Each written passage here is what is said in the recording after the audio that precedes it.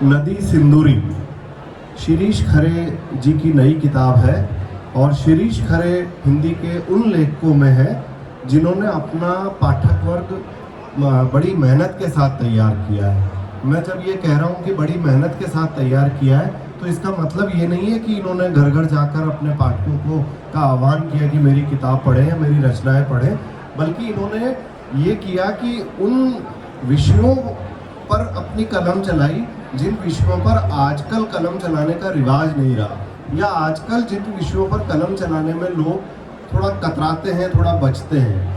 तो एक देश भारत दुनिया ऐसी ही किताब थी कि जिसमें इन्होंने भारत के अलग अलग इलाकों में रहने वाले लोगों की अलग अलग तरह की मुसीबतों की बातों को इन्होंने दर्ज किया था।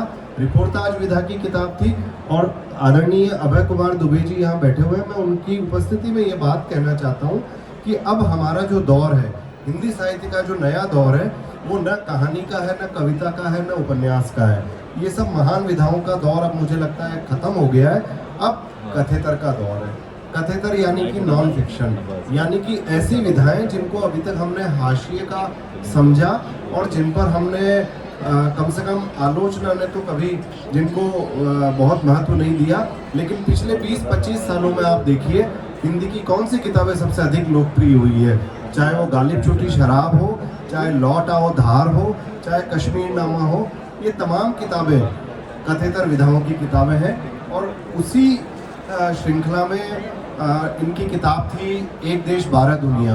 नदी सिंदूरी को भले ही मीरा जी कहानी संग्रह कहें, लेकिन मैं इसको भी कथेतर और कहानी के बीच की कोई चीज़ मानता हूँ, क्योंकि जीवन यहाँ किसी कलाकारी में बनकर नहीं आ रहा है। यहाँ जीवन सीधे सीधे आ रहा है, दरेरा देते हुए आ रहा है। तो सबसे पहले तो मैं लेखक को बधाई दूंगा, पाठकों का स्वागत करूंगा और मैं अभय कुमार दुबे जी से आग्रह करूंगा कि इस पुस्तक को उन्होंने देखा है, पढ़ा है, तो उस पुस्तक पर अपने विचार हम सबके सामने रखें, ताकि हम जब हमारे नए पाठक भी जब इस किताब को देखेंगे तो उनको ये लगे कि ये तो मैं नहीं कहूँगा कि वो पहले से किसी तरह का आग्रह लेकर इस पुस्तक को पढ़ें, लेकिन उनके भीतर एक उत्सुकता या इस किताब के प्रति जो एक स्वागत भाव है वो बरकरार रहे, उसको लेकर एक उत्सुकता बनी रहे। बहुत बहुत धन्यवाद मीरा जी और बहुत बहुत धन्यवाद पल्लव। मीरा जी को मैं इसलिए शुक्रिया अदा कर रहा हूँ कि उन्होंने उनकी वजह से आज सुबह मैंने ये पुस्तक 10 बजे से 12 बजे के बीच में पढ़ी, और वो शुक्रिया अदा करना इसलिए भी जायज़ है क्योंकि बहुत दिनों से मैं बिल्कुल इस मामले में कोई संकोच कोई गलत बयानी नहीं कर रहा हूँ। मेरी ख्याति एक कुख्याति प्रशंसा करने में कंजूस व्यक्ति के रूप में है और मैं आसानी से खुश नहीं होता। मुझे खुश करने के लिए बाकायदा लोगों को प्रयास करना पड़ता है। तो ये पुस्तक जब मैंने पढ़नी शुरू की तो मैं बिना रुके हुए इसको पढ़ता चला गया, यहाँ तक कि बीच बीच में चूँकि मुझे इस पुस्तक के ऊपर बोलना था तो जो नोट्स मुझे लेने चाहिए थे वो नोट्स लेने की भी मैंने कोई ख़ास ज़रूरत नहीं। पुस्तक जब ख़त्म हो गई उसके बाद मेरे दिमाग में जो बातें रह गई हैं वो मैंने एक कागज़ पर उतारी। शिरीष जी की पहली पुस्तक एक देश बारह दुनिया की पर जो चर्चा हुई थी उसमें भी मैं शामिल था। वो चर्चा ऑनलाइन हुई थी और मुझे ये कहने में संकोच नहीं है कि उस पुस्तक को पढ़ने के लिए मुझे प्रयास, पुस्तक वो भी बहुत अच्छी थी लेकिन उस पुस्तक को पढ़ने के लिए मुझे प्रयास करना पड़ा था। उसमें मेरा इतना पढ़ने में मन नहीं लगा था क्योंकि इस तरह की बातें मैं बहुत सी पढ़ता रहता हूँ। वो मेरे क्षेत्र की बात है, मेरा जो अनुशासन है उस दुनिया में चीज़ें आती हैं। तो वो शिरीष जी को मैं जितनी इनकी प्रशंसा की जाए उतनी कम है इस किताब को लिखने के लिए। और ये पल्लव ने बहुत अच्छी भूमिका बांधी, इसलिए पल्लव का भी शुक्रिया कि ये वास्तव में ये जो हिंदी कहानी जो दरअसल जो वेस्टर्न शॉर्ट स्टोरी का मॉडल है उससे ली गई है, ये उससे बिल्कुल अलग तरह की किताब है। इसमें सिंदूरी नदी जो नर्मदा जैसी जो एक भारत की बहुत बड़ी नदी है उसकी एक उपनदी है, अगर मैं गलत कह रहा होता, ये सिंदूरी नदी उसके किनारे बसा हुआ एक गांव है मदनपुर, जहां शिरीष जी का बचपन गुजरा है। और शिरीष जी के मन में जो उस बचपन की जो स्मृतियां हैं, उन स्मृतियों को उन्होंने इस पुस्तक में कहानी कम तथ्य के रूप में पेश किया। और ये आसान काम नहीं है क्योंकि ये बिल्कुल नई विधा है कहानी लिखी जा सकती है। अच्छा, अब मैं जब इस किताब को पढ़ रहा था तो मेरे दिमाग में कुछ बातें आई, तो जो मैं आपके सामने रखूंगा। पहली बात तो ये है कि इसमें ऐसे अनूठे और अद्भुत पात्र हैं इस पुस्तक की जो कहानियां हैं उनमें, कि अगर वो पात्र रांगे राघव के पास होते तो मुझे पक्का यकीन है कि वो उन पात्रों के आधार पर अपनी कल्पना शक्ति का सहारा लेकर, और उनके पास जो एक अद्भुत उपन्यास लिखने का और कहानी कहने का जो एक शिल्प था रांगे राघव के पास, वो एक दूसरा कब तक पुकारू उपन्यास लिख सकते थे। मुझे ये कहने में भी कोई संकोच नहीं है कि अगर ये पात्र फणीश्वरराव रेणु के पास होते, ये सब बातें मैं कोई अतिरिक्त प्रशंसा के तौर पर नहीं लिख रहा हूँ, मैं इनको बहुत कम जानता हूँ। मेरे ख्याल से एक बार ऑनलाइन मुलाकात हुई है और आज आमने सामने से मुलाकात हो रही है। कोई भेंट भी नहीं, आमने सामने से पहली भेंट है और एक भेंट केवल ऑनलाइन। मैं नहीं जानता हूँ इनको, और इनके बारे में केवल सुना है और एक आध जगह शायद कहीं दूर से देखा भी होगा। मैं आपको बताऊँ, अगर ये फणीश्वरराव रेणु के पास ये पात्र होते तो वो एक दूसरा मेला आंचल लिख सकते थे। ऐसे पात्र हैं उसमें। आपको जब जैसी किताब पढ़ेंगे आपको लगेगा कि आप कब तक पुकारू का कोई पात्र इसके अंदर झलक रहा है, कहीं आपको मेला आंचल का पात्र उसके अंदर झलक रहा है। मैंने पात्रों की एक सूची बनाई है इसकी, वो मैं पात्रों की सूची आपको सुनाता हूँ, तो जिन्होंने मुझे बहुत प्रभावित किया और जिन पात्रों में बहुत गहरी और ऐसी संभावनाएं हैं जिनका संधान किया जाना अभी बाकी है। जैसे इस किताब का जो एक नायक है वो केवल 2 या 3 प्रकरणों में ही आता है, लेकिन मैं समझता हूँ पूरी किताब में एक अंतर्धारा की तरह मौजूद रहता है। वो है अवधेश ढोलकिया। ये ढोलक बनाने में महारत इसको हासिल है और ये रामलीलाओं में काम करता है। दूसरा, इस किताब का एक और प्रमुख पात्र है, इस पात्र को मैं रामलीला का नाम कहूँगा। रामलीला जो एक लोकनाट्य के तौर पर हम लोगों के धार्मिक सामाजिक जीवन में रची बसी है, वो इस उपन्यास इस किताब की सारी रचनाओं में एक अंतर्धारा की तरह रामलीला भी मौजूद है। फिर मैं एक और पात्र है जिसका मैं जिक्र करूंगा, वो है कल्लो। कल्लो किसी स्त्री का नाम नहीं है, कल्लो एक गाय का नाम है। और कल्लो गाय के साथ में जो श्रीश जी का खुद बच्चे के रूप में और इनके परिवार के लोगों का जो गाय के साथ संबंध था, क्योंकि मैं समाज विज्ञान का विद्यार्थी हूँ, तो अभी हाल ही में आपने इंडियन एक्सप्रेस में मुकुलिका बनर्जी का एक लेख पढ़ा होगा, ए बॉन्ड ऑफ लव। ये बॉन्ड ऑफ लव क्या है? एक भारतीय व्यक्ति और गाय के बीच में जो प्रेम का सूत्र है, उसके ऊपर उन्होंने वो छोटा सा लेख लिखा है। इंडियन एक्सप्रेस के संपादकीय पृष्ठ में दूसरा आर्टिकल जाता है छोटा, ए बॉन्ड ऑफ लव, जिसमें मुकुलिका जी ने लिखा है कि एक तरफ तो गो भक्तों की खून की प्यासी भीड़ है जो किसी भी व्यक्ति को गो मांस बेचने के नाम पर लिंच करने पे आमादा है, दूसरी तरफ सरकार है जो गो रक्षकों की हिमायत करती हुई दिखाई पड़ती है, और तीसरी तरफ जो गाय से प्रेम करने वाले समाज और गाय के प्रति स्नेह रखने वाले व्यक्तियों की का खिल्ली उड़ाता हुआ बुद्धिजीवी वर्ग है। तो मुकुलिका बनर्जी बहुत एथनोग्राफिक काम के जरिए उसमें बताती हैं कि किस तरीके से देश के कोने कोने में, ग्रामों में और कस्बों में लोग गाय के साथ में एक प्रेम का रिश्ता रखते हैं, और वो गाय का वर्णन कुछ इस तरीके से करते हैं, अगर आप उन लोगों से बात करें तो वो गाय का वर्णन इस तरीके से, उनमें मुसलमान भी हैं और उनमें हिंदू भी हैं। जैसे वो एक मुसलमान व्यक्ति के बारे में, मुसलमान स्त्री के बारे में बताती हैं कि वो घर जाने की जल्दी भी थी। उन लोगों ने कहा कि भाई आप घर क्यों जाना चाहती हैं, तो उन्होंने कहा कि मेरे हाथ का ही चारा जो है ना, वो मेरे घर की गाय और बकरियां खाएंगी, क्योंकि वो जानती हैं कि कौन कितना छोटा चारा खाती है। मैं ही काटती हूँ, चारा छोटा होगा कि बड़ा होगा, अगर मैं नहीं खिलाऊंगी तो वो भूखी रह जाएंगी। फिर एक दूसरा पात्र ये कहता है कि वो गाय इस तरीके से चलती है, लचकती हुई बचकती हुई चलती है। तो जब कल्लो गाय है जिसकी कहानी शुरू होती है उसकी चर्चा से कि वो बिकने वाली है, और फिर वो किस तरीके से बिकती है, तो वो बहुत अनूठी कहानी है। उसके लिए आपको जितना साधुवाद दिया जाए उतना कम है, और आप लोग इस किताब को जरूर पढ़िए। मैं बहुत ही खुश्क और लंबी और प्राणांतक रूप से उस तरह की खलीस किस्म की अंग्रेजी हिंदी में लिखी हुई किताबें पढ़ता और लिखता रहा हूँ। लेकिन ये एक पुस्तक है, इसको पढ़ने का तजुर्बा बिल्कुल अलग तरह का है। एक और कहानी है, इसका एक पात्र है यादव मासा। ये बिल्कुल सीधे ऐसा लगता है मेरा आंचल से आए हुए हैं, है कि नहीं? तो यादव मासा जो है मेरा आंचल से आए हुए हैं। जब वो उनका एक शिष्य जब गांव में गैर कानूनी दारू बेचने के लिए जीप में आता है, तो यादव कहते हैं कि हमने तुम्हें जाई के लिए पढ़ाओ तो है। तो वो तो उसको लड़का एक उतर कहता है कि अबे सारे गालियां देता है, माँ बहन की, हट जा तू, घर गांव का मास्टर होगा, तुझे अभी फिट न कर दूंगा। तो वो तन के जीप के सामने खड़े हो जाते हैं। बावन दास वाला, बिल्कुल बावन दास वाला है कि नहीं मामला, जो मेरा आंचल में, वो तन के जीप के सामने खड़े हो जाते हैं और कहते हैं कि अब तो मुझ पे जीप चढ़ाए दे।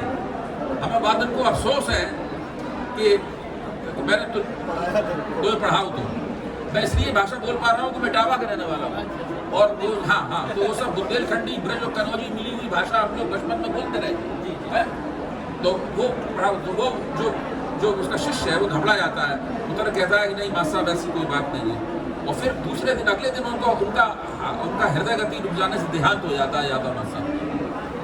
और जब लोग पूछते हैं कि भाई इनका क्यों देहांत हो गया, तो यही बताया जाता है कि वो यही कहते रहे, ऐसे तो हमसे कोई आज तक बोलो ही नहीं।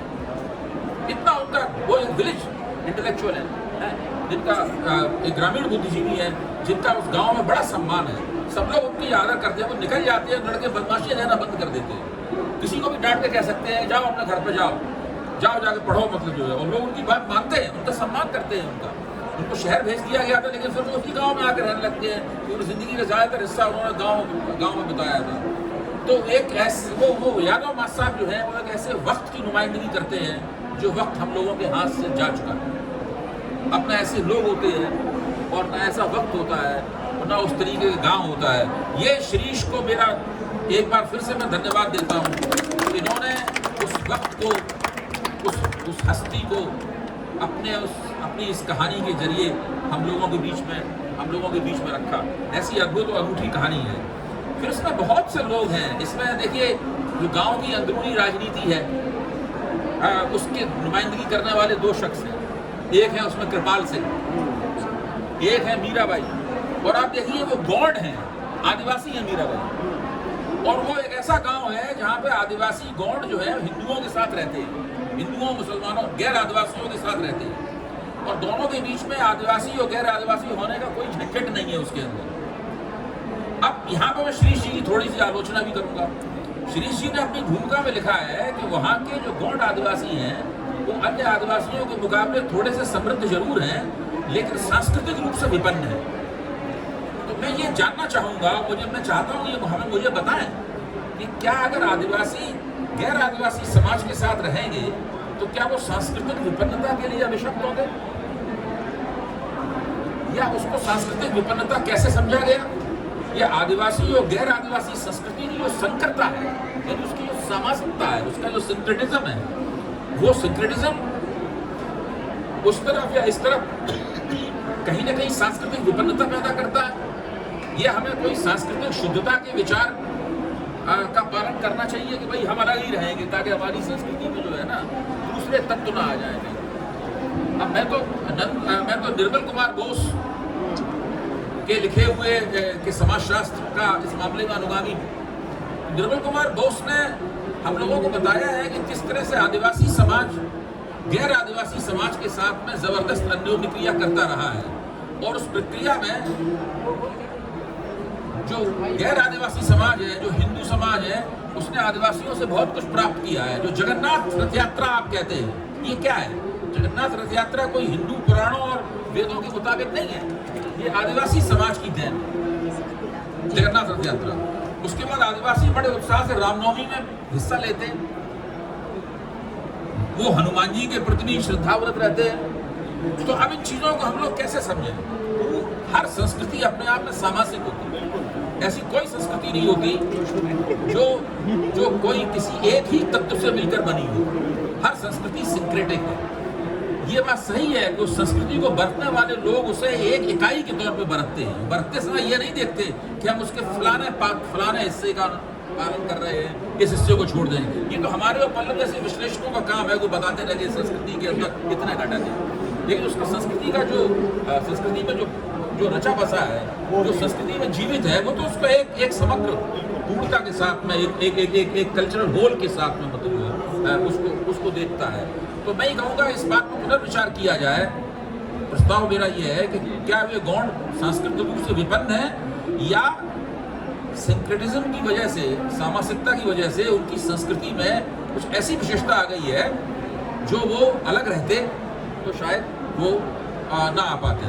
फिर आप ये भी देखिए कि उस गांव के ऊपर उस गांव का जमींदार भी गौंड ही है। ऐसा नहीं है कि कोई ब्राह्मण ठाकुर गांव का जमींदार हो, गांव का जमींदार भी गौंड है। इतना उसका उस महिला का दबदबा है मीराबाई का, उसको चुनाव हराना मुश्किल है। उसको चुनाव हराने के लिए राम कृपाल सिंह जो कि हिंदू समाज से आते हैं, उन्हें बहुत सारी तिकड़ में करनी पड़ती है। और फिर वो राम कृपाल सिंह एक तरह से इस किताब के खलनायक भी, बड़े मनोरंजक विदूषक किस्म के खलनायक।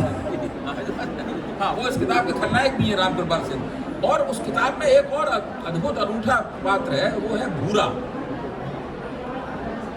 तो इस भूरा राम कृपाल सिंह और अवधेश ढोलकिया का जो त्रिकोण है, वो इस कहानी के इसकी दो कहानियों की रचना करता है।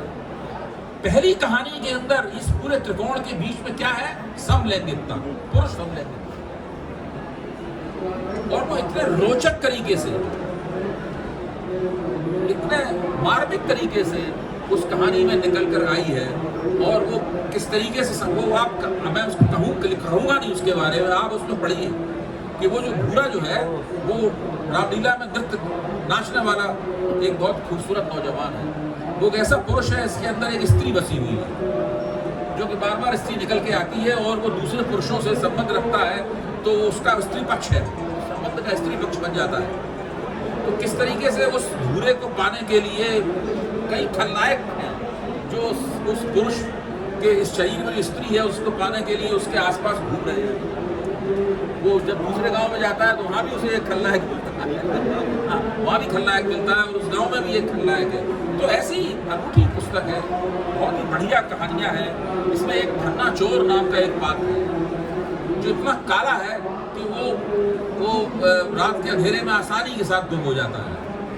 और फिर इसके अंदर एक बिलथारी वाली है महिला, जिसके सौंदर्य का वर्णन श्रीश ने उसके अंदर किया है।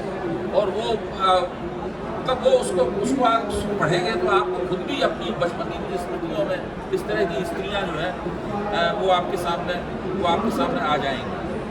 फिर वहाँ चिड़ियों का एक घोंसला है, एक चिड़िया है जिसके बारे में कहानी की चर्चा शुरू यहाँ से होती है कि वो चिड़िया मर गई है, उस चिड़िया को उठाकर फेंक देना चाहिए। लेकिन जब उठाने के लिए कोई जाता है तो पता लगता है कि चिड़िया तोड़ गई है। और उसके घोंसले में जो है वो दो बच्चे हैं और बच्चे उस भीगे हुए चने उसमें रख देते हैं। किस तरह एक दिन बच्चे ही बड़े होकर उस घोंसले से उड़ जाते हैं। तो ऐसा अनूठा उदात्त भाव उस कहानी के जरिए उसका संचरण होता है कि मैं आपसे क्या कहूँ। तो मैं तो आपसे यही कहूँगा कि मैं आज इनका शुक्रिया अदा कर रहा हूँ। जब इस किताब को आप पढ़ेंगे तो आप भी इनका शुक्रिया अदा करेंगे। और मैं इनसे कहूँगा कि ऐसी पुस्तकें अगर इनके पास और इस तरह के तजुर्बे हैं, देखिए हर व्यक्ति के जीवन में एक उपन्यास है, एक कहानी तो होती ही, सबके जीवन में एक। अगर हमें लिखना आता है तो उसको लिख देते हैं, नहीं लिखना आता है तो हमारे मन में ही रह जाते हैं। लेकिन साहित्यकार वो होता है जो उस एक उपन्यास और एक कहानी से परे जाके भी कुछ लिख सके। तो वहाँ पे कल्पना का, शिल्प का, इन सब चीज़ों की आवश्यकता पड़ती है। तो मैं तो श्री जी से कहूँगा कि इस उपन्यास इस किताब को लिखने से जो रास्ते पे चल पड़े हैं उस रास्ते पे चलते रहें और कुछ और नया इसी तरह का सृजन करें। बहुत बहुत बहुत बहुत धन्यवाद आदरणीय दुबे जी। दुबे जी को हम सब लोग टीवी पर खूब देखते रहे हैं, सार्वजनिक मंचों पर भी आपकी उपस्थिति को हम सब लोग सुनते रहे हैं। लेकिन मैं ये उनका एक तरह से नया रूप देख रहा हूँ कि किसी किताब पर, और वो भी साहित्य की किताब पर भी आप इतना डूब कर, इतना इत्मीनान से, इतनी गहराई से बात करेंगे। सचमुच सुख की बात है। सुख की बात एक और आपके साथ शेयर करना चाहता हूँ। शिरीष जी जो हैं वो अपनी पहली किताब एक देश 12 दुनिया के लिए उनको एक सम्मान की घोषणा हुई थी, स्वयं प्रकाश स्मृति सम्मान। कल 11:30 बजे यहीं इसी विश्व पुस्तक मेला के लेखक मंच पर आपका सम्मान होना है। विष्णु नागर जी और इब्बार रब्बी जी के हाथों। आप सबसे आग्रह करूंगा कि न केवल आप नदी सिंदूरी पढ़ें, बल्कि एक देश बारह दुनिया भी पढ़ें और कल शिरीष जी के अभिनंदन में भी शामिल हो। शिरीष जी, इससे मैं आग्रह करूंगा कि अपनी पहली किताब के बाद जब उन्होंने एक दूसरे किस्म की किताब लिखी या दूसरे किस्म के फॉर्मेट को अपनाया, तो वो अनुभव अपने कैसे रहे, संक्षेप में पाठकों के साथ साझा करें। शिरीष खरे। पहली किताब जो मैं लिख रहा था तो मैं मतलब उसमें नहीं था कि कौन सी विधा चुनूँ, क्योंकि ये काम प्रकाशक का है, आलोचक का है। वो अपनी सुविधा से ये तय करते हैं कि इसको इस खांचे में रखो, इसको इस खांचे में रखो। मुझे तो अपनी बात कहनी थी। और एक समीक्षा के आलोचक थे, उनके माध्यम से मुझे पता चला कि इसमें प्रयोग हुआ है। उन्होंने कहा ये विशुद्ध रिपोर्टाज नहीं है, इसके अंदर बहुत सारी विधाएं हस्तक्षेप कर रही हैं। इसमें जो है वो फिक्सन भी है, इसके अंदर कविता भी है, डायरी भी है, रेखा चित्र भी है, और मतलब बहुत सारी चीज़ें हैं और वो आपस में हस्तक्षेप कर रही है। और ये ऐसा रिपोर्टाज इसमें प्रधान है। और इसमें जो है वो यात्रा भी है, पड़ाव भी है, संस्मरण भी है। तो मतलब मैं ऐसे बंद के नहीं लिखा था, मुझे जो कहना था वो मैंने कहा, और मुझे पता नहीं था कि ये कौन सी विधा है। बाद में इसको रिपोर्टाज किया गया। ठीक यही चीज़ इसमें आई। जब मैं इसको लिख रहा था नदी सिंदूरी को, तो मेरे दिमाग में यही था कि मैं कथेतर लिखूंगा। और कथेतर ही एक तरह से ये है। चीज़ें केवल कहाँ बदली हैं, वहाँ बदली हैं जहाँ मैं बहुत ज़्यादा सोच रहा था, लिख रहा था, तो वो एक दृश्य बन रहा था, वो एक घटना बन रही थी, उसमें एक स्टोरी फॉर्म आ रहा था, एक डायलॉग आ रहा था, और मुझे लगा वो डायलॉग उनके जरिए कहना चाहिए। तो बस उतना ही फिक्सन है। बाकी नदी का नाम तथ्य है, गांव का नाम तथ्य है, मैं उसमें हूँ वो तथ्य है, वो जो कैरेक्टर है उनके ज़्यादातर लोगों के नाम तथ्य है, और घटनाएं भी तथ्य है। तो ये जो है कथा और कथेतर के बीच में कोई चीज़ है, और वो उस तरह से वो चीज़ आई है। इसको लिखने के पीछे मेरा मकसद ये है कि हाँ, जो बड़ी बड़ी चीज़ें होती हैं तो वो सब लिखते हैं। जैसे सभ्यताओं की बात होती है तो बड़ी सभ्यता पे काफ़ी किताबें हैं और लिखी जाती हैं।